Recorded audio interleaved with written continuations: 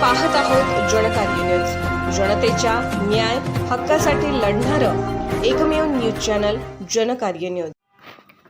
एरंडोलीत एका तरुणाचा निर्घुण खून, कुऱ्हाडीने केले मानेवर वार, चारित्र्याच्या संशयावरून खून, एक आरोपी अटक।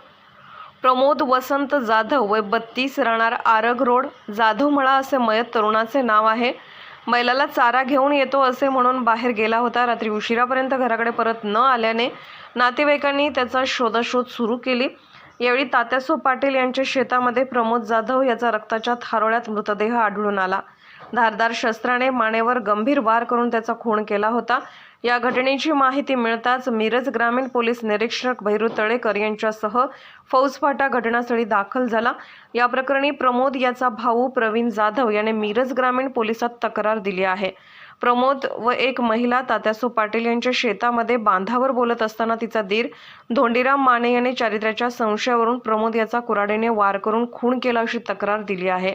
धोंडीराम लक्ष्मण माने वय 40, राहणार एरंडोली याला पोलिसांनी अटक केली आहे। मिरज ग्रामीण पोलीस अधिक तपास करत आहेत।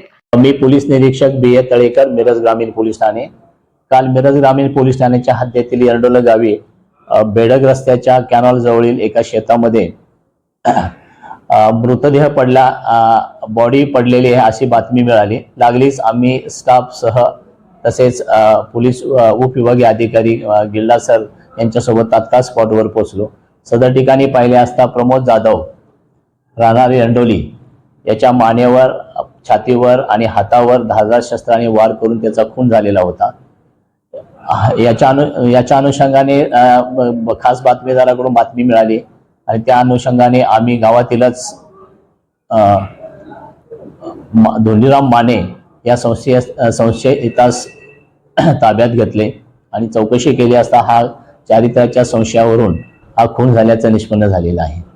अधिक तपास करीत आहोत। जनकार्य न्यूजला लाईक करा, शेअर करा आणि सबस्क्राईब करा।